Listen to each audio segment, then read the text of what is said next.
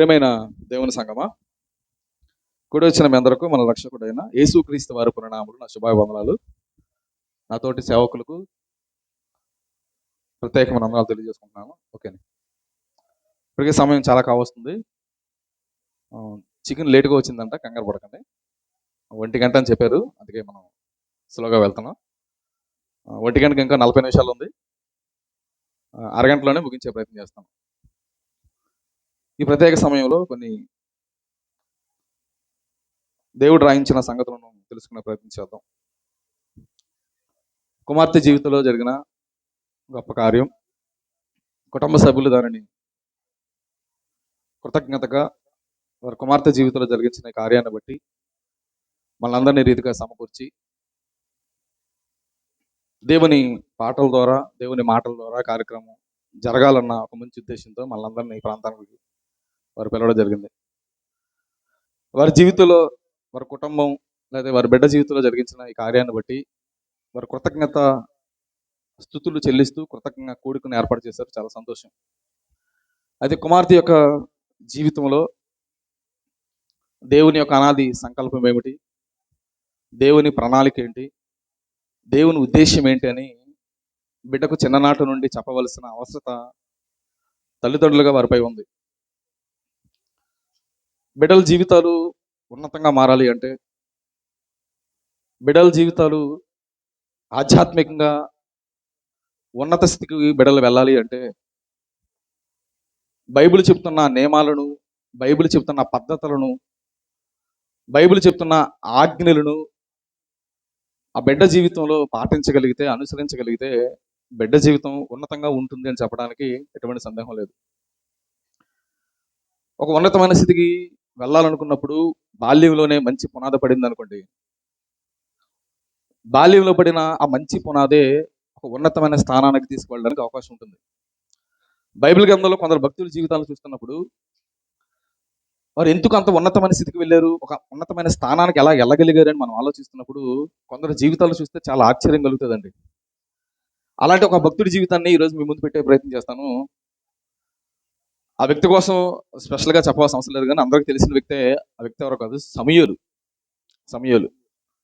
ఇప్పటికే సమూయేలు కోసం మీరు చాలా విషయాలు వినే ఉంటారు. అయినా ఒకసారి సమూయేలు జీవితాన్ని మనం పరిశీలన చేయగలిగితే, ఏంటి సమూయేలు ఎవరు అని మన బైబిల్లోకి వెళ్ళి ఆయన జీవితాన్ని పరిశీలన చేసామనుకోండి, నిజంగా చాలా అద్భుతమైన విషయాలు కనబడతాయండి బైబిల్లో. కొంచెం బేస్ తగ్గించండి, ట్రిబుల్ కూడా తగ్గించండి. ఓకే, ఆయన జీవితాన్ని మనం ఆలోచిస్తున్నప్పుడు నిజంగా మనకు ఆశ్చర్యం కలుగుతుంది. ఆయన పేరు సమూయేలే. ఆయన ఎవరు అని బైబిల్లోకి వెళ్ళామనుకోండి, ఆయన కొరకు బైబిల్ చెప్పిన విషయాలని చెప్పన, ఆయన పరిచారకుడు అని రాయబడింది బైబిల్లో. ఎవరు? పరిచారకుడు. ఇంకా ఎవరు ఆయన అని మనం ఇంకా బైబిల్ గ్రంథంలోకి వెళ్ళి చూడగలిగితే, ఆయన యాజకుడు అని బైబిల్లో రాయబడింది. ఇంకా ఎవరు అని ఆయన కొరకు లోతుగా మనం బైబిల్ అధ్యయనం చేయగలిగితే, ఆయన ప్రవక్త అని రాయబడింది. ఇంకా ఎవరు ఆయన జీవితంలో, ఆయన ఎవరు అని ఇంకా మనం లోతుకి వెళ్ళి పరిశీలన చేయగలిగితే, ఆయన న్యాయాధిపతి అని రాయబడింది. పేరు సమూయేలే. ఆయన ఎవరు అని ఆలోచిస్తున్నప్పుడు ఆయన ప్రచారకుడు, ఆయన యాజకుడు, ఆయన ప్రవక్త, ఆయన న్యాయాధిపతి. అంటే ఇన్ని క్వాలిఫికేషన్లు కలిగిన వ్యక్తి బైబిల్లో ఈయన తప్ప మరొక ఆయన లేడండి. బైబిల్లో భక్తుల జీవితాలన్నీ మీరు గమనించండి, ఇన్ని క్వాలిఫికేషన్ కలిగి లేరండి. ఒక ఆయన ప్రవక్త, ఆయన ప్రవక్తే. ఒక ఆయన న్యాయాధిపతి, ఆయన న్యాయాధిపతే. ఒక ఆయన యాజకుడే. ఒక ఆయన పరిచారకుడే. కానీ అన్ని క్వాలిఫికేషన్లు కలిగి ఈయన కనబడుతున్నట్లుగా మనం బైబిల్ గ్రంథంలో చూడగలమండి. ఎందుకు ఇన్ని క్వాలిఫికేషన్లు కలిగి ఇంత ఉన్నతమైన స్థితికి వెళ్ళాడు, ఎలా వెళ్ళగలిగాడు, వెళ్ళడానికి గల కారణాలు ఏంటని బైబిల్లోకి వెళ్ళి ఆయనకి సంబంధించిన మూల విషయాలు మనం పరిశీలన చేయగలిగితే, ఆయన అంత గొప్ప స్థితికి వెళ్ళడానికి కారణం ఏంటి చెప్పనా? ఆయన పరిచారకుడిగా మారడానికి కానీ, యాజకుడిగా మారడానికి కానీ, ప్రవక్తగా మారడానికి కానీ, న్యాయాధిపతిగా మారడానికి కానీ కారణం ఏంటని మనం ఆలోచిస్తున్నప్పుడు ఆయన ప్రార్థనాపరుడు. ఎవరు? ఆయన ప్రార్థనాపరుడు. ఆయన ప్రార్థనాపరుడు కనుకునే, ప్రార్థనా జీవితం కలిగిన వాడు కనుకునే పరిచారకుడిగా మారాడు, యాజకుడిగా మారాడు, ప్రవక్తగా మారాడు, న్యాయాధిపతిగా మారాడు. అంటే అంత ఉన్నతమైన స్థానానికి వెళ్ళడానికి ప్రధానమైన కారణం ఏంటంటే ప్రార్థనాపరుడు. అంటే ఆయన కొరకు డైరెక్ట్గా దేవుడు చెప్పిన ఒక మాట చెప్పన, ప్రార్థనాపరుడు అని చెప్పాడండి. దేవుడు చెప్పిన మాట కీర్తన గ్రంథము 99వ కీర్తన 6వ వచనాన్ని మీరు జాగ్రత్తగా పరిశీలన చేయగలిగితే ఆయన కొరకు దేవుడు చెప్తున్న మాట. కీర్తనల గ్రంథము 99వ కీర్తన 6వ వచనం. ఆయన ఆయన మన యాజకులలో దేవుడు 6వ వచనం 99:6. ఆయన యాజకులలో మోషే నుండి యాజకుల కొరకు మాట్లాడుతూ ఘనతా యాజకులు ప్రభావం కంగారు పడక నేను చెబుతూ ఉంటానండి. యాజకుల కొరకు మాట్లాడుతూ యాజకుల పేర్లు చెప్పాల్సి వచ్చినప్పుడు మోషే అహరోనుల యాజకులు అని చెప్తున్నాడు. ఆ వెంటనే కింద ఏం చెప్తున్నాడు? ఆయన నామమును బట్టి ప్రార్థన చేయవారిలో సమయలుండును అంటే ప్రార్థించే లిస్ట్ లో సమయాలు పెడుతున్నాడు, యాజకుల లిస్ట్ లో మోషే అహరోనులు పెడుతున్నాడు. అంటే దేవుడే సమయాల కొరకు చెబుతున్న స్టేట్మెంట్ ఏంటంటే సమయాలు మంచి ప్రార్థన పరుడు. ఆయన మంచి ప్రార్థనా పరుడు కనుకునే ఆయన జీవితం అంత అద్భుతంగా మారింది, అంత ఉన్నతంగా ఆయన స్థితి మారింది, ఆయన ఉన్నతమైన స్థానానికి వెళ్ళగలిగాడు అన్నట్లుగా బైబిల్ గ్రంథం మనం ఆలోచిస్తున్నాడు, మనకు అర్థమవుతుంది. బిడ్డను బట్టి నేను ఏం చెప్పాలనుకుంటున్నానంటే బిడ్డ కూడా అంత ఉన్నతమైన స్థానానికి వెళ్ళాలని తల్లిదండ్రులుగా వారు కోరుకుంటారు. మనం అందరూ ఆశీర్వదించి కూడా ఏం చెప్తాం? బిడ్డ ఉన్నతమైన స్థితికి వెళ్ళాలని మనం ఆశీర్వదిస్తాం. ఆశీర్వదిస్తే ఆశీర్వదింపబడిపోరండి. బైబిల్లో చెప్పిన కొన్ని ఆజ్ఞలను ఆచరిస్తే ఏమైపోతారు? ఆశీర్వదింపబడతారు. అలా బిడ్డ కూడా సమయాల వలె ఉన్నతమైన స్థానానికి వెళ్ళాలంటే బిడ్డ జీవితంలో కూడా ఉండాల్సిందని చెప్పిన ప్రార్థనా జీవితం కలిగి ఉండాలి. ప్రార్థనా పరుడాలుగా బిడ్డ మారగలిగితే బిడ్డ జీవితం కూడా సమయాల జీవితం వల్లే ఉన్నతంగా ఉంటుందని చెప్పడానికి ఎటువంటి సందేహం లేదండి. ఏంటి సమయాల జీవితాన్ని మీరు గమనించండి, సమయాల జీవితాన్ని అంతా మీరు పరిశీలించకండి. సమయాల జీవితాన్ని ఆలోచిస్తున్నప్పుడు నిజంగా మనకు చాలా ఆశ్చర్యం కలుగుతుందండి. ఆయన ప్రార్థనా పరుడే. ఎప్పటి నుంచి చెప్పిన బాల్యం నుండే ప్రార్థనా పరుడు అంట. ఆయన కొరకు రాయబడిన ఆ మాటలు కూడా మనం జాగ్రత్తగా పరిశీలన చేయగలిగితే సమయాలు రాసిన మొదటి గ్రంథము 1వ అధ్యాయం 28వ వచనాన్ని మీరు జాగ్రత్తగా పరిశీలన చేయగలిగితే కొన్ని విషయాలు క్లుప్తంగా సూటిగా సుత్తి లేకుండా చెప్పే ప్రయత్నం చేస్తాను. కొద్దిసేపు మీరు జాగ్రత్తగా వినగలిగితే మంచి విషయం నేర్చుకోవడానికి అవకాశం ఉంటుంది. ఆయన ఎప్పటి నుంచి ప్రార్థనాపరుడుగా ఉన్నాడని మనం ఆలోచిస్తున్నప్పుడు బాల్యం నుండే ప్రార్థనాపరుడు అంట. చూడండి సమయాలు రాసిన మొదటి గ్రంథము 1వ అధ్యాయం 28వ వచనం. కాబట్టి సమయాలు రాసిన మొదటి గ్రంథము 1వ అధ్యాయం 28వ వచనం. కాబట్టి నేను ఆ బిడ్డను యెహోవాకు ప్రతిష్ఠించుచున్నాను, తాను బ్రతుకు దినములన్నిటను వాడు యెహోవాకు ప్రతిష్ఠుడని చెప్పెను. అప్పుడు వాడు యెహోవాకు అక్కడే మొక్కెను. తల్లిదండ్రులు సమయాల్ని ఏం చేశారంటే ఎప్పుడైతే సమయాలు పాలు విడిచిన సమయాల్ని దేవాలయానికి తీసుకెళ్లారంట. ఎప్పుడైతే దేవాలయానికి సమయాలు తీసుకెళ్లారో సమయాలు దేవాలయానికి వెళ్ళిన వెంటనే ఏం చేస్తున్నాడంట? ప్రార్థన చేస్తున్నాడంట. అక్కడ ఆయన కొరకు రాయబడిన మాట చెప్పిన పాలు విడిచిన వెంటనే తీసుకెళ్లారంట. పాలు ఎప్పుడు విడిస్తారు? సహజంగా 2 ఏళ్ళుగా పాలు విడిచేసే వాళ్ళు ఉన్నారు. ఏమండి గట్టిగా మాట్లాడితే మొదటి సంవత్సరం పాలు విడిచే వాళ్ళు ఉన్నారు, 2వ సంవత్సరం, 3వ సంవత్సరం, 4వ సంవత్సరం, 5వ సంవత్సరం. సమయాల జీవితాన్ని గమనించండి. అంటే 2 నుంచి 5 సంవత్సరాల మధ్యలోనే పాలు విడిచుంటాడు. 5 ఏళ్ళు లోపే దేవాలయానికి వెళ్ళేసరికి దేవాలయానికి వెళ్ళిన వెంటనే దేవాలయంలో ఏం చేయాలని అర్థమవుతుంది? ఆయనకి ప్రార్థన చేయాలని అర్థమవుతుంది. అంటే ఆయన దేవాలయంలో ప్రార్థన చేయాలని అర్థమవుతుందంటే వాళ్ళ అమ్మ వాడిని ఎలా పెంచుంటుంది, సమయాలు ఎలా పెంచుంటుందో మనం ఆలోచించాలి. దానికి గల కారణం ఏంటంటే సమయాలు ప్రార్థన ద్వారా పుట్టేటండి వాళ్ళ అమ్మకి. వాళ్ళ అమ్మ దేవాలయానికి వెళ్ళి ప్రార్థన చేస్తుంది. నాకు ఒక మగబిడ్డ పుడితే దేవా నీకు ఇచ్చేస్తానని ప్రార్థన చేసుకుంటది. ప్రార్థన ద్వారా కుమారుడు పుట్టాడు. ప్రార్థనలోనే కుమారుడిని పెంచింది హన్నా. అంటే సమయాలు ప్రార్థన ద్వారా పుట్టాడు, ప్రార్థనలో ఎదిగాడు కనుకనే చిన్ననాటి నుండి ఆయనకి ఏం అలవాటు అయిందంటే ప్రార్థన చేయాలని అలవాటు అయింది. ఆ ప్రార్థన దేవాలయానికి వెళ్ళిన వెంటనే ప్రార్థన చేశాడు. ఆ ప్రార్థన ఆ జీవితం ఏం చేసిందంటే ఆయన ఉన్నతమైన స్థానాన్ని తీసుకెళ్ళడానికి అవకాశం తోడ్పడింది. మన జీవితంలో ఒక సమయాల జీవితంలోనే కాదు, లేదా కుమార్తె షర్మిల జీవితంలోనే కాదు, మన జీవితంలో మనం కూడా ఒక ఉన్నతమైన స్థానానికి వెళ్ళాలంటే, ఉన్నతమైన కార్యాలు మన జీవితంలో జరగాలంటే మనం కూడా ప్రార్థనా జీవితం కలిగి ఉండాలి. అది మన బిడ్డలకు మనం నేర్పించాలి. అన్నా జీవితాన్ని కూడా మీరు గమనించండి. అన్నాకు ఆమె కొరకు రాయబడిన పదం అని చెప్పిన ఆమెకు పిల్లలు లేకపోయిరి అని రాయబడింది. అలా పిల్లలు లేకపోయేసరికి దేవాలయానికి వెళ్ళింది, ప్రార్థించింది, ప్రార్థన ద్వారా బిడ్డను కనగలిగింది. కన్న వెంటనే ఏం చేసింది చెప్పనా? ఈ బిడ్డను మళ్ళీ దేవునికి ప్రతిష్ఠించాలి కనుక, దేవాలయంలో వీడు పెరగాలి కనుక ఆ వాతావరణాన్ని చిన్ననాటి నుండి ఏం చేసింది? అలవాటు చేసింది. ప్రార్థనా పరుడుగా కుమారుడిని పెంచింది. అలా పెంచింది కనుకనే దేవాలయానికి వెళ్ళిన వెంటనే ఏం చేశాడు కుమారుడు? అక్కడే యెహోవాకి ఏం చేశాడు? ప్రార్థన చేశాడు. అంటే ఆ ప్రార్థనా జీవితం సమయాలకు రావడానికి కారణం ఏంటంటే సమయాలు తల్లి, ఆమె జీవితంలో అలవాటు ఉంది. అలవాటునే తన కుమారుడి జీవితానికి ఏం చేసింది? నేర్పించింది. తన కుమారుడు కూడా ప్రార్థనాపరుడుగా మారినట్లుగా మనం గమనించగలం. తల్లి ప్రార్థనాపరులు అయితే కుమారుడు కూడా ఏమైపోతాడు? ప్రార్థనాపరులుగా మారిపోతారు. నేనేమంటానంటే మనం ఎలాంటి స్థితిలో ఉన్నామో అలాంటి స్థితి మన బిడ్డల మీద పడతాదన్న సంగతి మనం గమనించాలి. మనం ఏం చేసిన బిడ్డలు ఏం చేస్తారు? ఖచ్చితంగా చూస్తారండి. తండ్రి ఏం చేయడం కుమారుడు చూస్తాడో దానినే చేస్తాడంట. తల్లిదండ్రులుగా మన బూతులు మాట్లాడతాడు, మన పాడితే పాడతాడు. ఏంటి మనం ప్రార్థిస్తే వాడు ఏం చేస్తాడు? ప్రార్థిస్తాడు. అంటే బిడ్డలకు మన అలవాట్లు అన్నవి అడిగి నేర్పించాలి. అలవాట్లు మంచివై ఉండాలి. నాకు అనిపించింది ఈ విషయాలన్నీ చదువుతున్నప్పుడు, ఈ పాలు విడిచిన వెంటనే బిడ్డ ప్రార్థన చేయడం ఏంటి, అది వినడానికి కొంత వింతగా ఉంది, అది సాధ్యమే అంటారా అనిపించింది నాకు. కానీ ఒక 3 రోజుల క్రితం ఒక ఇంటికి వెళ్ళానండి నేను. మా కుటుంబాన్ని వాళ్ళు పిలిచి, వాళ్ళు చక్కని ఆతిథ్యం ఇచ్చి, ఆతిథ్యం ఇవ్వడానికి మమ్మల్ని పిలిస్తే వెళ్ళారు. వెళ్తే అక్కడ మాకు ఆతిథ్యం ఇచ్చారు, భోజనం చేసిన తర్వాత వాళ్ళు ఏమన్నారంటే చివరిలో వెళ్తున్నప్పుడు ప్రార్థన చేసి వెళ్ళమన్నారు. సరే రండి, అంత కుటుంబ సభ్యులందరూ రండి అన్నప్పుడు కుటుంబ సభ్యులందరూ వచ్చారు. ప్రార్థన అన్నాను. ఎప్పుడైతే నేను ప్రార్థన అన్నాను, వచ్చిన కుటుంబ సభ్యులందరూ నుంచొని ఉన్నారు, నేను నుంచొని ఉన్నాను, ప్రార్థన చేయడానికి సిద్ధపడ్డాను. కానీ అక్కడ అక్కడ కుర్రోడు ఉన్నాడు. ఆడు వయసు ఎంత అని అడిగితే 1.5 సంవత్సరం అని చెప్పారు వాళ్ళు. ఎల్ఐసి రాజు మేనల్లుడు. ఎప్పుడైతే ప్రార్థన అన్నానో ఆడుకుంటున్న వాడు వచ్చి మోకాళ్ళు వేసాడు. మేమంతా నుంచొని ఉన్నాం. అంటే క్యాజువల్గా వేసాడేమో అనుకున్నాను. ప్రార్థన అంతా ముగించుకున్న తర్వాత అడిగాను, ఏంటి ప్రార్థన అడగాలి మోకాళ్ళు వేసాడంటే, వాళ్ళ ఇంట్లో కుటుంబ ప్రార్థన జరుగుతుందనియా, వాళ్ళ అమ్మ నాన్న కుటుంబ ప్రార్థనలో మోకాళ్ళు వేసి ప్రార్థన చేసుకుంటారు, అందుకే ఇక్కడికి అలవాటు అయిందనియా అని అన్నాడు. ఇది నిజమా కాదని మళ్ళీ ఏం చేశారంటే, ప్రార్థన అయిపోయిన తర్వాత అందరూ మళ్ళీ ఎవరు ఊసులు ఉన్నారు, మళ్ళీ ప్రార్థన చేసుకుందాం అన్నాను. ఆడు మళ్ళీ వెంటనే మోకాళ్ళు వేసాడు.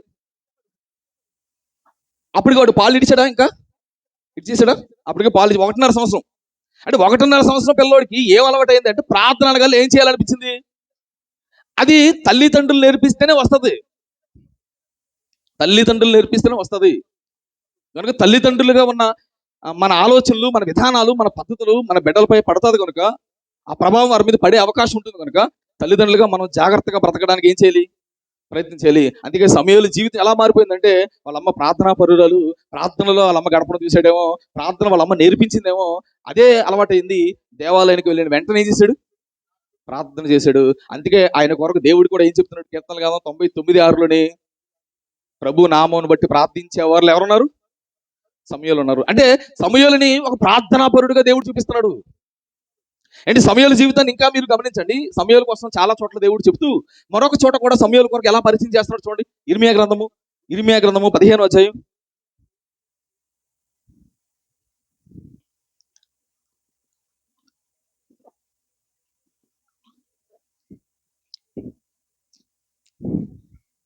ఇర్మియా గ్రంథము 15వ అధ్యాయం మొదలు వచ్చినాలు కూడా మీరు జాగ్రత్తగా చూడగలిగితే, ఇక్కడ సందర్భం మీకు తెలియాలండి.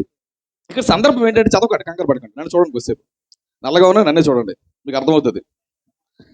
ఈ 15వ అధ్యాయంలో ఇర్మియాతో దేవుడు ఏం మాట్లాడుతున్నాడు? ఇర్మియా, ఇశ్రాయేల్ ఎంత చెప్పినా వారు నా మాట వినట్లేదు, అయినా వారిని కాపాడేయాలని వారి కొరకు ప్రార్థన చేస్తున్నావు. నువ్వు ప్రార్థన చేయకు, వారి కొరకు నువ్వు ప్రార్థన చేసిన నీ ప్రార్థన నేనేం చేయను, వినను, వాళ్ళు నా మాట వినట్లేదు, మంచోళ్ళు కాదు అని ఇర్మియాకు ఈ విషయం చెబుతూ, ఇర్మియాతో మరొక విషయం చెప్పాలనుకుంటున్నాడు. ఏం చెప్తున్నాడు చూడండి. నువ్వు చేయొద్దు ప్రార్థన అని చెబుతూ మొదలు వచ్చను. అప్పుడు యెహోవా నాకు ఇలాగు సెలవిచ్చును, మోషేయు సమూయేలును నా ఎదుట నిలబడి ప్రార్థించినా కూడా నేను ఏం చేయను, ఈ ప్రజల్ని నేను నా సన్నిధి ఉండకుండా వారిని వెళ్ళగొట్టు. అంటే ఇక్కడ ఇర్మియాతో ఏం చెప్తున్నాడు అంటే, ఇర్మియా నువ్వు ప్రార్థన చేస్తే కాదయ్యా, మోషే లాంటి ప్రార్థన చేసినా కూడా నేను ఏం చేయను వీరి కోసం, వినను. వెంటనే ఏ పేరు చెప్తున్నాడు? సమూయేలు చేసినా కూడా ఏం చేయను, నేను వినను. ఇప్పుడు వీళ్ళ పేర్లు ఎందుకు చెబుతున్నాడు? ప్రార్థన అనేసరికి వీళ్ళ పేర్లు ఎందుకు వచ్చాయి? ఒక రోజు మోషే ప్రార్థన చేస్తే ఎర్ర సముద్రం తీర్చాడు, మోషే ప్రార్థన చేస్తే ఇశ్రాయేల్ కావాల్సినవన్నీ ఇచ్చాడు, మోషే ప్రార్థన చేస్తే ఇశ్రాయేల్ దేవుడు ఏం చేశాడు? కాపాడాడు. మోషే కాదు, సమూయేలు ప్రార్థన దేవుడు ఇశ్రాయేల్ ఏం చేశాడు? ఒక రోజు కాపాడాడు. వాళ్ళు ప్రార్థిస్తే నేను కాపాడతాను, కానీ ఈ సమయంలో వాళ్ళు ప్రార్థించిన నేను కాపాడను అని మరొక విషయం చెప్తున్నాడు. కానీ వీళ్ళు ప్రార్థనా పరులు, ఇలాంటి ప్రార్థనా పరులు చేసినా కూడా నేను ప్రార్థన ఏం చేయను ఈ టైంలో, వినను అని చెప్పాలనుకుంటున్నాడు. అంటే సమూయేలు కొరకు ఏం చెప్పాలనుకుంటున్నాడు అంటే, సమూయేలు ఎవరని చెప్పాలనుకుంటున్నాడు దేవుడు? సమూయేలు ప్రార్థనాపరుడు. అది బాల్యం నుండి ఆయనకు ఉందని మనకు అర్థమవుతుంది. ఎందుకు ఆయనకు బాల్యం నుండే ఉందంటే, తల్లిదండ్రులు కూడా ప్రార్థనాపరులు కనుక ఆ జీవితాన్ని కుమారుడైన సమూయేలుకు నేర్పించారు. కుమారుడు చిన్ననాటి నుండే ప్రార్థన చేశాడు. ప్రార్థనా పరుడుగా ఉన్న ఈయన ప్రార్థన చేయడం వల్ల ఆయన ఉన్నతమైన స్థానానికి వెళ్ళాడు. ఎలాంటి ఆయన పరిచర్యను, ఎలాంటి విధానాలను దేవుళ్ళు కనపరిచడం మనం గమనిస్తున్నప్పుడు, ఆయన పరిచర్య చేసేటంట, ఆయన యాజకుడిగా ఉన్నాడంట, ఆయన ప్రవక్తగా ఉన్నాడంట, ఆయన న్యాయాధిపతిగా ఉన్నాడంట. అంత ఉన్నతమైన స్థానానికి సమూయేలు వెళ్ళడానికి ప్రధానమైన కారణం ఏంటంటే ప్రార్థన. చాలా మందికి ఈ మాట కొంచెం వినబుద్ధి అవ్వట్లేదు, ఇంట్రెస్ట్ ఉండట్లేదు. ఈ మధ్య మన సంఘంలో పదే చెప్తున్న మాట అంటే, కుటుంబ ప్రార్థన పదే చెప్తున్నాను. ఎంతమంది ప్రారంభించారంటే చాలా తక్కువ మంది. మిగతా వాళ్ళు ఏంటంటే వాళ్ళకి ఏదో ఆ ప్రార్థన అనేసరికి ఏదో అనుకుంటున్నారు వాళ్ళు. ప్రార్థన అనేసి ఏమనుకుంటున్నారు, కానీ ప్రార్థన అన్నది మనల్ని ఉన్నతమైన స్థానానికి తీసుకువెళ్తుంది అనడానికి ఎటువంటి సందేహం లేదు. ఇక కొంచెం ముందుకు మిమ్మల్ని తీసుకెళ్లే ప్రయత్నం చేస్తాను. సమయం 12:37 అయింది. మనకు ఒంటి గంట వరకు సమయం ఉంది, కంగారు పడద్దు. ఒక 5-10 నిమిషాలు ముగించే ప్రయత్నం చేస్తాను. ఈ సమయాలు ప్రార్థన పరుడు అని మనకు అర్థమవుతుంది. ఈ ప్రార్థన ఈ జీవితం సమయాల్ని ఎలాంటి స్థితికు ఆయన్ని తీసుకెళ్ళింది, ఎలాంటి పరిస్థితుల్లోనికి ఆయన వెళ్ళగలిగాడు అని మనం జాగ్రత్తగా ఆయన ప్రార్థనా జీవితం సమయాల జీవితాన్ని ఎలా ప్రభావితం చేసిందో కొన్ని విషయాలు మనం చూడగలిగితే, ఈ ప్రార్థనా జీవితం సమయాలు ఎలా ప్రభావితం చేసిందంటే, ఎలాంటి స్థితికి వెళ్ళడానికి ఆయన్ని సిద్ధపాటు చేసిందంటే, ఈ ప్రార్థనా జీవితం అంట తనను పరిచారకుడిగా మారడానికి అవకాశం కలిగించిందంట. సమయాలు ప్రార్థనా జీవితం తన జీవితంపై ఎలా ప్రభావితం చూపించిందో మనం ఆలోచిస్తున్నప్పుడు, ఈ ప్రార్థనా జీవితం వల్ల ప్రార్థన పరిచర్యకు నడిపించిందంట. సమయాలు పరిచర్యకు వెళ్ళడానికి కారణం ఏంటంట? ప్రార్థనా జీవితం అంట. సమయాల జీవితాన్ని మనం జాగ్రత్తగా పరిశీలిస్తూ కొన్ని విషయాలు మనం చూడగలిగితే, సమయాలు రాసిన మొదటి గ్రంథము 2వ అధ్యాయం, సమయాలు రాసిన మొదటి గ్రంథము 2వ అధ్యాయం 11వ వచనాన్ని మీరు చూడగలిగితే, సమయాలు ప్రార్థనా జీవితం ఆయన ఎలా మార్చింది, ఎటువైపు తీసుకెళ్ళింది అని మనం చూడగలిగితే 11వ వచనం. తర్వాత ఎల్కానా రామాలోని తన ఇంటికి వెళ్ళిపోయింది. అంటే ఆ అమ్మాయి ఏం చేసిందంటే దేవాలయం తీసుకెళ్ళింది, దేవాలయంలో కొడుకుని విడిచిపెట్టి తల్లి ఇంటికి వెళ్ళిపోయిందంట. తల్లి ఇంటికి వెళ్ళిపోయింది. ఇప్పుడు ఏం జరుగుతుంది? అయితే ఆ బాలుడు యాజకుడైన ఆ బాలుడు సమయలు. అయితే ఆ బాలుడైన సమయలు ఏలి యాజకుడైన ఏలి ఎదుట యెహోవాకు పరిచర్య చేయుచుండెను. అంటే ఈ ప్రార్థనా జీవితం తనని ఎలా మార్చింది అంటే, దేవాలయంలో పరిచారకుడిగా మార్చింది. పరిచారం చేస్తున్నాడు అంట. ఎవరికి పరిచారం చేస్తున్నాడు? అక్కడ రాయబడిన పదం యెహోవాకు పరిచర్య చేస్తున్నాడు. ఇటు చిన్నపిల్లడు యెహోవాకు ఎలా పరిచర్య చేస్తున్నాడండి? అక్కడ ఉన్నది ఎవరు? యాజకుడు ఎవరు? ఏలికి పరిచర్య చేస్తున్నాడు. అంటే ఒక సేవకుడు పరిచర్య చేస్తే, ఎవరు చేసినట్లు? దేవుడు చేసినట్లు. ఈరోజు ఎవరు సేవకులకి ఏం చేయరు? పరిచర్య చేయరు. ఆడు చేయడు, చేసేవాడిని చూస్తే ఏమంటాడు? ఎందుకురా సేవకుడు వెనకాల తిరుగుతున్నాడు, సేవకుడికి ఎందుకురా? సేవకుడు చేస్తే దేవుడు చేసినట్లే. ఇక్కడ సమయాలు కూడా యాజకుడైన ఏలీగా పరిచర్య చేస్తున్నాడు, కానీ బైబిల్లో ఆయన కొరకు రాయిస్తున్నప్పుడు ఏం చెప్పాడు? చేస్తుంది ఏలీకే, కానీ ఆ పరిచర్య దేనికి సంబంధించిన పరిచర్య? యెహోవాకు సంబంధించిన పరిచర్య. సమయాలు యెహోవాకి ఏం చేస్తున్నాడు? పరిచర్య చేస్తున్నాడు. అంటే ఆయన ప్రార్థనా జీవితం ఎటు నడిపించింది, ఎలా ప్రభావితం చేసిందని మనం ఆలోచిస్తున్నప్పుడు పరిచర్యకు నడిపించింది. ఈరోజు మీ పిల్లలు కూడా సంఘాలలో పరిచారకులుగా మారాలంటే మీ పిల్లలకు ముందు నుంచి ఉండాల్సిన అలవాటు ఏంటి? ప్రార్థనా జీవితం. వాళ్ళకి ఊరకనే ప్రార్థనా జీవితం రాదు. నీకు ఉంటాడికి వస్తుంది, నువ్వు చేస్తాడు చేస్తాడు, నువ్వు చేయకుండా అది నీకు లేకుండా మీ పిల్లలకి అదేమవుదు? అవ్వదు. మనం ప్రార్థనకి వెళ్ళాం. చాలా మంది ప్రార్థనకి వెళ్ళరు. పిల్లలు ఏం చేస్తారు? మీరు ప్రార్థనకి వెళ్ళిపోండి అంటారు. ఆడెక్కడికి వెళ్తాడు? కనుక తల్లిదండ్రులుగా ఉన్నవారితో నేను ఏం చెప్పాలనుకుంటానంటే, మీరు ఏం చేస్తే మీ పిల్లలు అదే చేస్తారు. కనుక మీరు ప్రార్థనా పరులుగా ఉంటే మీ పిల్లలు ఆటోమేటిక్గా ప్రార్థనా పరులుగా ఉండడానికి ఏముంటుంది? అవకాశం ఉంటుంది. సమయాలు ప్రార్థనా జీవితం ఏం చేసిందంటే పరిచర్యకు నడిపించింది. ఇంకా ఆయన ప్రార్థనా జీవితం దేనికి నడిపించిందో కూడా మనం ఇంకా ముందుకు వెళ్ళి ఆయన జీవితాన్ని పరిశీలన చేయగలిగితే, ఆయన ప్రార్థనా జీవితం ఆత్మీయ ఎదుగుదలకు నడిపించిందంట. ఆధ్యాత్మికంగా ఆయన ఉన్నతంగా ఎదగడానికి ఈ ప్రార్థనా జీవితమే కారణమైందంట. దానికి సంబంధించిన వాక్య భాగాన్ని కూడా మనం చూడగలిగితే, సమయాలు రాసిన మొదటి గ్రంథము 2వ అధ్యాయం 21వ వచనాన్ని కూడా మీరు జాగ్రత్తగా పరిశీలన చేయగలిగితే ఆయన స్థితి ఎలా మారిపోతుందో చూడండి. యెహోవా హన్నాను దర్శింపగా ఆమె గర్భవతి అయి 3 కుమారులను 2 కుమార్తెలు కనును. వాళ్ళ అమ్మ కోసం మాట్లాడుతూ ఒక కొడుకుని దేవుడికి ఇచ్చేసింది. ఎప్పుడైతే ఒక కొడుకుని దేవుడికి ఇచ్చేసిందో ఆ తర్వాత ఎంతమంది కొడుకులు కన్నది? ఏమంటే ఎంతమందిని? 3 కుమారులు 2 కుమార్తెలు, అంటే 5 బిడ్డలు కన్నదంట. అంటే 5 బిడ్డలు. ఒకప్పుడు ఆవిడ ఎవరు? గొడ్రాలు, పిల్లలు లేరు. దేవుడికి ఒక బిడ్డని ఇస్తే 5 బిడ్డలను కనగలిగింది. అంటే దేవుడికి మనం ఇవ్వాలి, ఇస్తేనే దేవుడు మనకేమిస్తాడు తిరిగి. మళ్ళీ దేవుడు తిరిగి మనకిస్తాడు. ఒక బిడ్డని ఇచ్చింది కనుకనే 5 బిడ్డలు కన్నది అని చెబుతూ వెంటనే ఒక పదం మాట్లాడుతున్నాడు అండి. అయితే బాలుడగు సమయలు యెహోవా సన్నిధి నుండి ఎదుగుచుండెను. ఆధ్యాత్మికంగా సమయాలు ఏమవుతున్నాడంట? ఎదుగుతున్నాడంట. సమయాలు ఎదుగుతున్నాడు. ఎక్కడుండి? యెహోవా సన్నిధి నుండి. ఎవడైనా ఎదగాలి అంటే ఆధ్యాత్మికంగా దేవుని సన్నిధిలో ఉండాలి, దేవునికి దగ్గరగా ఉండాలి. మీరు దేవునికి దగ్గరగా ఉన్నా దేవుని సన్నిధిలో ఉంటేనే తప్ప మీరు దేవుళ్ళు ఏం చేయలేరు. వారానికి ఒకసారి వచ్చి ఎదిగెత్తరటి. ఏమండి, మనం వచ్చేది ఎంత ప్రార్థనకి? వారానికి ఒకసారి వస్తాం. ఏమైపోవాలనుకుంటాం? ఎదిగిపోవాలంట, ఎదగవు నువ్వు. సమయాల కొరకు రాస్తున్న మాట ఏంటి చెప్పనా, ఆయన దేవుని సన్నిధిలో ఉండి ఎదుగుచుండెను అంటే మన ఆధ్యాత్మికంగా ఎదగాలి అంటే దేవుని సన్నిధిలో ఉండాలి, దేవునికి దగ్గరగా ఉండాలి. సమయాల జీవితాన్ని మీరు గమనించండి. సమయాలు పరిచారకుడిగా మారాడు. పరిచారకుడిగా మారిన ఈయన ఏమవుతున్నాడంట, ఎదుగుతున్నాడంట. ఎక్కడుండి? దేవుని సన్నిధిలో ఉండి ఎదుగుతున్నాడు. ఎలా ఎదుగుతున్నాడో కూడా మీరు చూడగలిగితే 26వ వచనం 26వ వచనం.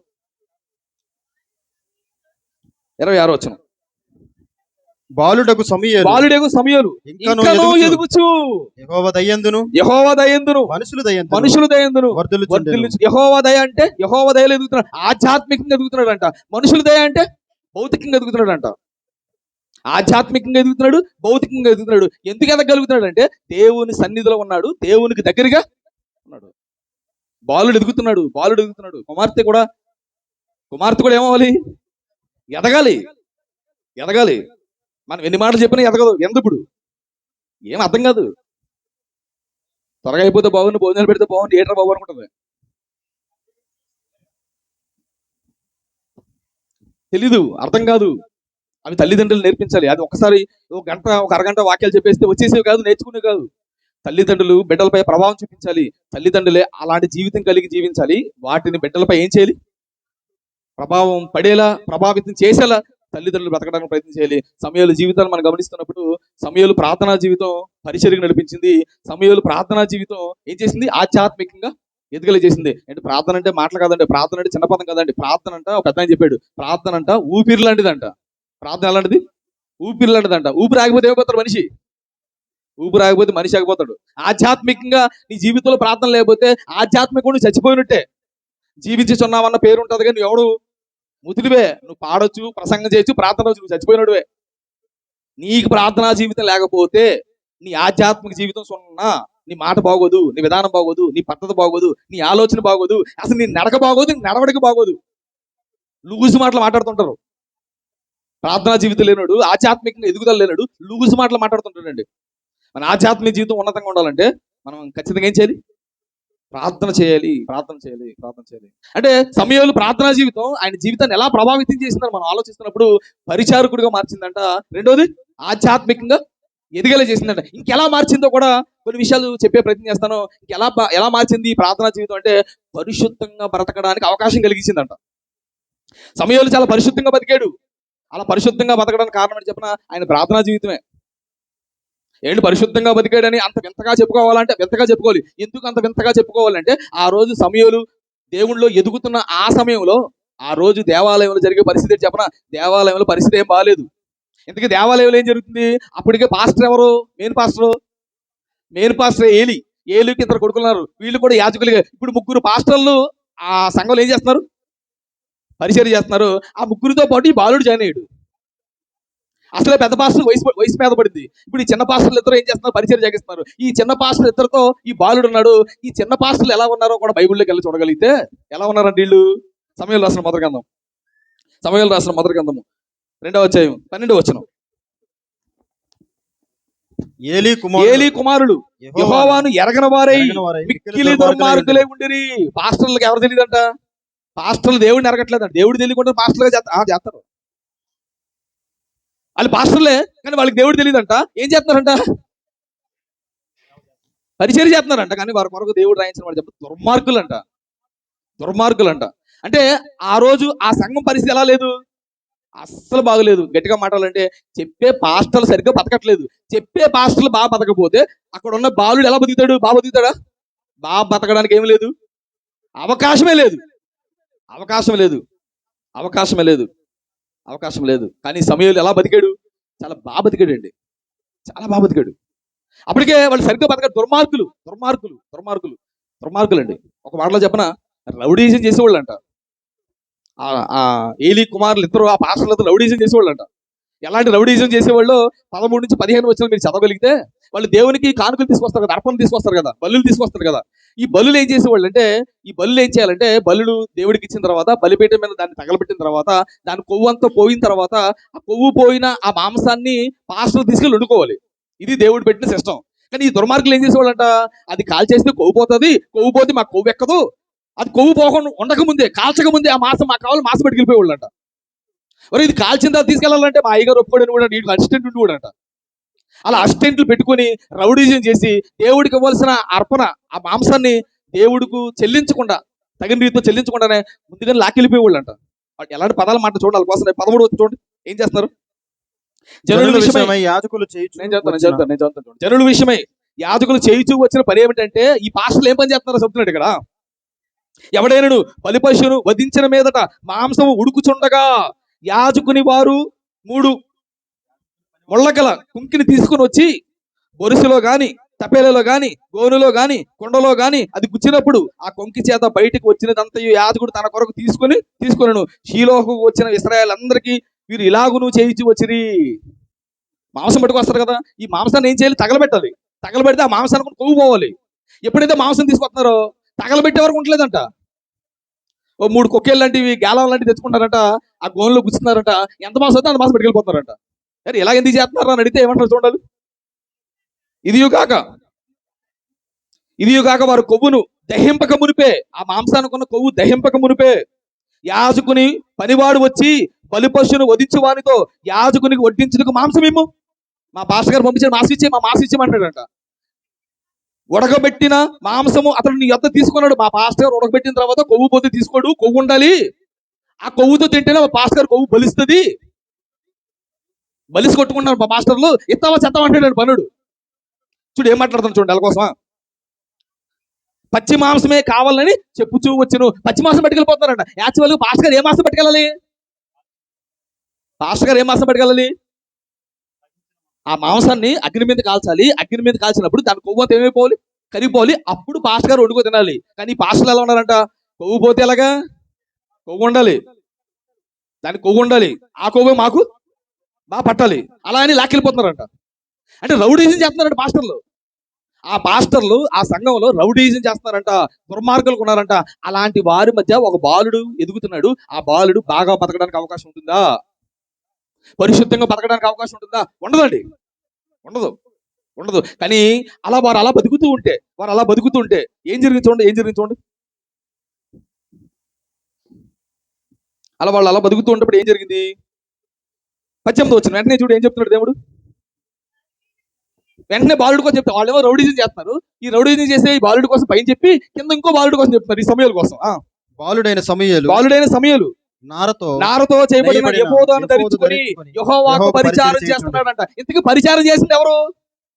ఆ ఇద్దరు పాస్టర్లు పరిచయం చేయాలి. ఈ బాలుడు ఏం చేయాలి? వాళ్ళకి హెల్ప్ చేయాలి. వాళ్ళిద్దరు దుర్మార్గంగా రౌడీజం చేస్తుంటే ఈ కుర్రాడు ఏం చేస్తున్నాడంట? పరిచర్య చేస్తున్నాడంట. అంటే తులసి దాన్ని ఏమంటారు? గంజాయి వనంలో తులసి మొక్కలు బతుకుతున్నాడంట. అంత గొప్పగా కుమారుడు బతకడానికి ప్రధానమైన కారణం ఏంటంటే, ఆ కుర్రాడు చిన్నప్పటి నుంచే ప్రార్థనా జీవితం కలిగి ఉన్నాడు. వాళ్ళ అమ్మ ప్రార్థనా జీవితం కలిగి ఉంది కనుకనే ఆ ప్రార్థనా కుమారుడికి వచ్చింది. కుమారుడు ప్రార్థనా జీవితం కలిగి ఉన్నాడు కనుకనే దుర్మార్గుల మధ్య కూడా ఎలా బతుకుతున్నాడు? రౌడీల మధ్య కూడా ఎలా బతుకుతున్నాడు? పరిశుద్ధంగా కంపేర్ చేస్తున్నాడు దేవుడు. ఇద్దరిని కంపేర్ చేస్తున్నాడు. వాళ్ళు బతికేంటి, వీళ్ళు బతికేంటి చూపిస్తున్నాడు దేవుడు. పరిచర్య చేస్తున్నాడంట. అండ్ ఇక్కడ ఒక విషయాన్ని మనం హర్షించవలసిన విషయం చెప్పండి. ఈ ఏలి అనే వ్యక్తి పెద్ద పాస్టర్ తన కొడుకులు ఇద్దరిని పాస్టర్లు చేశాడు. వాళ్ళు యాజకత్వం చేస్తున్నారు.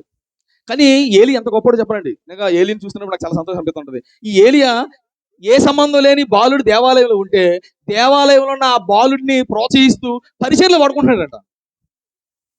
సహజంగా ఓ పాస్టర్ ఉన్నాడు, ఆయనకి 2 పిల్లలు ఉన్నారు, ఆయనకు పెద్ద సంఘం ఉంది అనుకోండి కొద్దిసేపు. తర్వాత పాస్టర్ ఎవరవుతారు? ఆడు తాగిపోతేనే ఆడే పాస్టర్, తిరిగిపోతేనే ఆడే పాస్టర్. సంఘంలో డెవలప్ చేసి పాస్టర్గా చేసే పరిస్థితులు ఉన్నాయి ఈరోజు లేవండి. కానీ ఏలి ఎంత మంచోడు అంటే ఇద్దరు కొడుకులు పాస్టర్గా ఉన్నా ఇంకొకటి పాస్టర్గా తయారు చేయడానికి ఏం చేస్తున్నాడు? అసలు ఎవడు అవకాశం చూడండి. ఈ రోజు మీరు గమనించండి, ఏ పాస్టర్ సంఘంలో మరొకటి ఏమివ్వడు? అవకాశమే ఇవ్వడు. అధ్యక్షత ఈయనే, పాట ఈయనే, ప్రార్థన ఈయనే, వాక్యం ఈయనే, ముగింపు ప్రార్థన ఈయనే, ఆశీర్వాదం ఈయనే. మరి వచ్చిన వాళ్ళందరూ గొర్రెలు కొట్టుకోవడమే. ఈరోజు ఎలా అవకాశం ఇచ్చేవాళ్ళేరండి. అలాగని అవకాశం ఇవ్వని వారిని నేను తప్పుపట్టాలని కాదు. కానీ వాళ్ళు ఎవడైనా అవకాశం ఇచ్చాడు అనుకోండి, మనోళ్లే కదా నేర్చుకోవాలని, రా ముందుకు రా నువ్వు చెప్పు అని మన అవకాశం ఇచ్చి ముందు పెట్టి అవకాశాలు ఇచ్చి ప్రార్థన ఇచ్చి నడిపించి వాక్యం ఇచ్చామనుకోండి, ఏం పుడుతున్నారు? ఎన్నుపోటు. ఇవ్వపోతేనే ఒక బాధ, ఇస్తేనేమో ఒక బాధ. అక్కడే నేర్చుకుంటాడు, అక్కడి నుంచి సేవకి వెళ్తాడు, బయటికి వెళ్ళి ఆ పాస్టర్ కోసం జరగ చెప్తాడు. పోనీ ఇటు ఎక్కడికి వెళ్ళినా దూరంగా వెళ్ళి చేస్తాడంటే లేదు, ఎక్కడ పక్కనే పెడతాడు, అందులో లెగతాడు. నేను చాలా మంది సేవకులు వాడరో సేవకులు అడిగాను, ఏంటన్నా మీరు ఎవరికి అవకాశాలు ఇవ్వంటే ఏమేమంటారు తమ్ముడు, ఇస్తే ఎవడ కుదురుకుంటున్నాడు, ఆడే మనకు మొగుడే కూర్చుంటున్నాడు, దూరంగా వెళ్ళి చేసే పరిస్థితి కూడా లేదు, ఇచ్చే అవకాశాలు లేదు, ఇవ్వకూడదు అంటున్నారు అంతే. వాళ్ళు ఎవడన్నా ప్రేమతో మాలంటూ ఇచ్చాడు అనుకోండి, ఆడికి ఎన్నిపోటే కానీ ఏలిని చూస్తున్నప్పుడు ఈ పెద్ద పాస్టర్ ఇతర పాస్టర్లు ఉన్నప్పటికీ మరొక వ్యక్తికి ఏం చేస్తున్నాడు, అవకాశాన్ని ఇచ్చి అక్కడ రాయబడిన పదాన్ని మీరు గమనించండి. 18వ వచనం, బాలుడైన సమయాలు నారతో చేయబడిన ఎఫోదాను ధరించుకొని. ఎందుకు ఎవరు ధరించుకోవాలి ఎఫోదా? ఎవరు ధరించుకోవాలి? అక్కడ ఉన్న పాస్టర్లు ధరించుకోవాలి. కానీ ఎంత మంచోడండి ఈయన, ఏ సంబంధం లేని బాలుడు దేవాలయంలోకి వస్తే ఆ బాలుడికి అవకాశం ఇచ్చాడు, చక్కని సేవకుడిగా తయారు చేయడానికి ఏం చేశాడు, అవకాశం ఇచ్చాడు. అంత గొప్పగా ఆ కుమారుడు బతకడానికి కానీ సేవకుడు అవకాశం ఇవ్వడం కానీ దేవుడు తోడుంది, అది వేరే విషయం. దేవుడు తోడుంది కనుక ఆయన అవకాశం ఇచ్చాడు. ఈయన బాగా బతుకుతున్నాడు. ఎవరి మధ్య బాగా బతుకుతున్నాడు? నా కోసం చెప్పరా? దుర్మార్గుల మధ్య బాగా బతుకుతున్నాడు, రౌడీల మధ్య బాగా బతుకుతున్నాడు అండి. అంటే అంత బాగా ఆయన బతకడానికి కారణం ఏంటి చెప్పనా? చుట్టూ ఉన్న పరిస్థితులు ఆయన ప్రభావితం చేయలేకపోతున్నాయి. ఎందుకంటే ప్రార్థనా జీవితం కలిగి ఉన్నాడు, ప్రార్థనాపరుడు, ఎప్పుడూ ప్రార్థన చేసుకుంటున్నాడు. ఎంతమంది చండాలు తన ముందుకు వచ్చినా తను ఏం చేయట్లేదు, పట్టించుకోవట్లేదు. ఏంటి ఆ రోజున్న ఆ పాస్టర్లతో రౌడీలే కాదు, రేపిస్టులు కూడా. ఆ ఏలి కొడుకులు, ఆ ఇద్దరు పాస్టర్లు రౌడీలే కాదు, రేపిస్టులు. వాళ్ళ కోసం రాయబడి పదం చూడండి. ఆ పాస్టర్లు ఎలా ఉన్నారు చూడండి. సమయాలు రాసిన మొదటి గ్రంథము 2వ అధ్యాయం 22వ వచనం. ఏహు బలు పెద్ద పాస్టర్ గారు రుద్రైపోయాడట. ఏలి బహురుద్రుడాయను ఇశ్రాయేలుకు తన కుమారులు చేసిన కార్యములన్నీ వారు ప్రత్యక్ష గుడారము యొక్క ద్వారము దగ్గరకు సేవ చేయుటకు వచ్చిన స్త్రీలతో సైనించుటకును ఏం చేస్తారంట? సరసాలాడుతున్నాడు దుర్మార్గులు పాస్టర్లో. ఇద్దరు పాస్టర్లు సరసాలాడుతున్నాడు. ఎవరితోది? పాపం ఏ ఆడపిల్ల ఉంటుంది కదండి, సంఘంలోకి వచ్చి చర్చి తుడిచేద్దాం, నీట్గా కడిగేద్దాం, నీట్గా శుభ్రం చేద్దాం, ఎవరికి ఆశ ఉంటుంది వస్తారు, వచ్చిన వాళ్ళతో పరిచయం చేయడం అని చెప్పడం సరసాలాడుతున్నాడు దుర్మార్గులు పాస్టర్లో. రౌడీలు చేస్తున్నారు. ఏం చేస్తున్నారు? మళ్ళీ రేపిస్టులుగా మారి సరసాలాడుతున్నారు దుర్మార్గులు. అలాంటి దుర్మార్గుల మధ్య, అలాంటి గంజాయవనంలో తులసి మొక్కలు బతుకుతున్నాడండి సమయాలు. రేపిస్టులు వాళ్ళు రేపులు చేస్తూ వచ్చిన అమ్మాయిల్ని పాడు చేస్తున్నా ఇవన్నీ గమనిస్తున్నాడు తండ్రి, బాధపడుతున్నాడు. కుమారుడు కూడా చూస్తున్నాడు, కానీ కుమారుడు వాటిని ఏం పట్టించుకోవట్లేదు. నేను దేవుని కొరకు బతకాలి, దేవునితో బతకాలి, దేవుని లా బతకాలి అనుకున్నాడు. ప్రార్థన చేసుకుంటున్నాడు. పరిశుద్ధంగా బతకడానికి ఏం చేస్తున్నాడు? ఆయన ప్రయత్నం చేస్తున్నాడు. రౌడీలు చేస్తున్నారు, రేపిస్టులుగా మారారు. అలా అంత జరుగుతుంటే వెంటనే కుమారుడు కోసం ఏం చెప్తున్నాడు చూడండి. సమయాల కొరకు ఏం చెప్తున్నాడు చూడండి. 26వ వచనం. బాలుడగు సమయాలు ఇంకనూ ఎదుగుచు. వాళ్ళు రౌడీజం చేస్తున్నారు, రేపిస్టులుగా ఉన్నారు. అక్కడే ఉన్న కుర్రాళ్ళు మాత్రం ఏం చేస్తున్నాడంటే దేవుళ్ళు. అది ఎలా సాధ్యం? ఎలా సాధ్యమైందంటే అతడు చిన్నప్పటి నుంచే ఏ పరుడు? ప్రార్థనాపరుడు. ప్రార్థన పరిస్థితులు మారుస్తుంది. ప్రార్థించేవాడు పాపం చేయలేడు. ఒకడు పాపం చేస్తున్నాడు అంటే అతగాడు ఏం చేయట్లేదు? ప్రార్థన చేయట్లేదు. సమయాల జీవితాన్ని మీరు గమనించండి. సమయాలు ఎలాంటి పదం మాట్లాడి చెప్పిన బైబిల్లో ఒకరోజు యేసుక్రీస్తు మాట్లాడతాడు, నాలో పాపం ఉన్నదని మీలో ఎవడు చూపించగలడని. యేసు ఎలా అయితే మాట్లాడాడో సమయాలు కూడా అదే మాట్లాడాడు. అరే నేను ఎవరి దగ్గర అన్నేం చేశానా, ఎవరి దగ్గర లాక్కున్నానని సవాలు చేసి ఆ రోజున సమాజాన్ని ఎదిరించి మాట్లాడగలిగాడండి. అలాంటి ఉన్నతమైన మాట్లాడగలిగాడంటే, అంత పరిశుద్ధంగా ఆయన జీవించగలిగాడంటే, అంత పరిశుద్ధ జీవితం కలిగి ఆయన బ్రతకగలిగాడంటే దానికి కారణం ఒకే ఒకటి. అదేంటి? ప్రార్థన. అందుకే ఆయన కొరకు రాయబడిన పదం ఆయన ప్రార్థన పరుడు. కుమార్తె కూడా అంత ఉన్నతమైన స్థానానికి వెళ్ళాలి అంటే కుమార్తె కూడా తల్లిదండ్రులు అలవాటు చేయాల్సింది ఏంటి? వాళ్ళకి లేదనుకోండి పిల్ల పడిపోద్ది. అవునా? బిడ్డ పాడవకుండా ఉండాలంటే, బిడ్డ భవిష్యత్తు బాగుండాలని నిజంగా వారు కోరుకుంటే వారు ప్రార్థన జీవితం కలిగి ఉండాలి. కుటుంబ ప్రార్థన ఏర్పాటు చేసుకోవాలి. ఆ కుటుంబ ప్రార్థనలో కుమార్తెను పెట్టాలి. ఎప్పుడు దాన్ని ఏం చేస్తుండాలి? అలవాటు చేస్తుండాలి. కానీ ఈ రోజు మనం ఏం చేస్తామంటే వింటాం పోతాం. మనమే వినేపోయేవాళ్ళుగా ఉంటే మన బిడ్డలు ఎలా ప్రయోజకులుగా మారుతారా? అలా మాత్రం ఈ పాపిష్టి లోకంలో, ఈ పాడు లోకంలో మనం పరిశుద్ధంగా ఏ పాపంలో పడిపోకుండా మనం ఉన్నతంగా జీవించాలంటే యేసుక్రీస్తు కూడా చెప్పిన మాట ఏంటి చెప్పనా? మత్తయి సువార్త ముగిస్తా. మత్తయి సువార్త 26వ అధ్యాయం. 41వ వచనం. నాకు ఇవ్వబడిన సమయం ఒక 2 నిమిషాలు ఉంది. 1 నిమిషంలో ముగించే ప్రయత్నం చేస్తాను. యేసుక్రీస్తు కూడా ఏం చెప్తారు చూడండి. మీరు శోధనలో పడిపోకుండా ప్రవేశింపకూడినట్లు మెలకువగా ఉండి మెలకువగా ప్రార్థన ఉండి చేయండి. ప్రార్థన చేయండి. ప్రభువైన యేసుక్రీస్తు కూడా చెప్తున్నాడు, అరే ఈ పాపలోకంలో పాడు లోకంలో మీరు పాపంలో పడిపోయి నాశనం అయిపోకుండా ఉండాలంటే మెలకువగా ఉండి ఏం చేయండి? ప్రార్థన చేయండి. కుమార్తె కూడా ప్రార్థనా జీవితం కలిగి ఉండాలి. ప్రార్థనా జీవితం కలిగి ఉండాలి. ప్రార్థన అలవాటు చేసుకోవాలి. ప్రతి దానికి దేవుని మీద ఆధారపడడం నేర్చుకోవాలి. మా అమ్మ ఉన్నది కదా, మా నాన్న ఉంది కదా, మా అమ్మమ్మ వాళ్ళు, మా నాయనమ్మ వాళ్ళు, మా బాబాయ్ వాళ్ళు మంది ఉన్నారు, ఏదో ఇస్తారు, అడిగితే ఇచ్చేస్తారనే ఎవరి మీద ఆధారపడి బతికే ప్రయత్నాలు బిడ్డ చేయకూడదు. దేవుడి మీద ఆధారపడాలి. దేవుని సహాయాన్ని పొందుకొని మనం ముందుకెళ్ళే ప్రయత్నం అది చిన్నప్పుడు నుంచి అలవాటు చేయించాలి. మనమే దేవుడి మీద ఆధారపడ్డాం. మనకు సమస్య వచ్చిందనుకో అందరి వైపు చూస్తామండి దిక్కుమాలలో. పైన దేవుడు ఉన్నాడు, ఆయన వైపు చూడం. ఏమంటే అన్ని డోర్లు క్లోజ్ అయిపోయిన తర్వాత అప్పుడు వస్తాం, పాస్టర్ గారండి ఏం చేయండి? ముందు గుర్తురాలేదైనా నీకే దేవుడు గుర్తు రాకపోతే, నువ్వే దేవుడి మీద ఆధారపడకపోతే నీ బిడ్డ ఎలా పడతారు చెప్పు? గనుక కూర్చున్న బిడ్డకు వింటున్న మీ అందరితో నేను చెప్పాలనుకుంటున్నాను, మీ జీవితాలు, మీ బిడ్డల జీవితాలు ఉన్నతంగా ఉండాలంటే, ఉన్నతంగా ఎదగాలంటే, ఉన్నతంగా అభివృద్ధి చెందాలంటే, ఆధ్యాత్మికంగా మీరు బలపడాలంటే, ఈ పాపంలో పడిపోకుండా మీరు పరలోకం చేరాలంటే అందరూ ప్రార్థనా జీవితం కలిగి ఉండండి. కుటుంబ ప్రార్థనలు ఏర్పాటు చేయండి. ఈ కుటుంబ ప్రార్థనలు మీ బిడ్డలు పక్కన పెట్టుకొని ఆ బిడ్డలకు ప్రార్థన అలవాటు మీరు చేయించండి. కనుక చెప్పబడిన మాటలు వ్యర్థంగా పోకుండా బిడ్డ జీవితంలో అవి ఫలవంతంగా మారేలా, ఒత్తిడి మీ అందరి జీవితంలో కూడా ఫలవంతంగా మారేలా దేవుడు కృప చూపించాలని, సహాయం చేయాలని కోరుకుంటూ నా మాటలు ముగిస్తున్నాడు. ప్రార్థన చేస్తున్నాను. దయగల తండ్రి, కృపల దేవ, పరిశుద్ర జీవాధిపతి, జీవం కలిగిన మా గొప్ప దేవ, ఈ ప్రత్యేక సమయంలో తండ్రి నాయనా నిన్ను గూర్చిన మాటలు తండ్రి నాయనా నీ బిడ్డలకు తెలియజేశాను. నాయనా ఎవరినో ఇబ్బంది పెట్టాలనో లేదా ఎవరినో కించపరచాలన్నది నా ఆలోచన అయితే కాదు, కానీ నన్ను చెప్పబడిన మాటలు వారి జీవితంలో ఫలవంతంగా మార్చుకొని ఉన్నతంగా నీలో ఎదగాలన్నదే నా ఆశ, నా కోరిక తండ్రి. అటు రీతిగానైనా వచ్చిన వారందరూ ఆ మాటలను స్వీకరించి మంచిగా తీసుకొని వారి బ్రతుకులకు అనుభవించుకొని వారి బిడ్డల జీవితాలు ఫలవంతంగా మార్చుకోవడానికి వచ్చిన వారందరి జీవితంలో కూడా చూపించమని, ముఖ్యంగా నా బిడ్డ జీవితంలో కూడా ఉన్నతమైన కార్యక్రమాలు మీరు జరిగించమని, ఆధ్యాత్మికంగా బిడ్డ బలపడడానికి సహాయం చేయమని, తల్లిదండ్రులు ఇరువురు కూడా ఆ రీతిగా బిడ్డను పెంచులాగున ఉన్నతమైన జ్ఞానాన్ని, ఉన్నతమైన ఆలోచనని ఇరువురికి మీరు దాయిచ్చామని, ఇప్పటి వరకు కార్యక్రమాలు మీరు జరిగించారు. అందరూ బట్టి మరొక్కసారి మీకు స్తోత్రాలు తండ్రి. ఎలాంటి ఆటంకం, ఎలాంటి ఇబ్బంది లేకుండా జరిగించారు. మరొకసారి మీకు స్తుతులు చెల్లిస్తున్నాం. జరుగుతున్న కార్యక్రమం అందరి ద్వారా మహిమ, ఘనత, ప్రభావం మీరే పొందుకోమని మా రక్షకుడు మీ ప్రియకుమారుడైన యేసుక్రీస్తు వారి పరిణామంలో ఈ ప్రార్థన అడిగి వేడుకొనుచున్నాము మా కన్న తండ్రి. ఆమేన్. మన తండ్రి అయిన దేవుని ప్రేమ, కుమారుడైన యేసుక్రీస్తు వారి కృప, పరిశుద్ధాత్మదేవుని సహవాసం మనకు లోకంలో ఉన్న సకల పరిశుద్ధులకి, ప్రత్యేక కుమార్తెకి తోడు నీడగుండి కాచి కాపాడును గాక. ఆమేన్.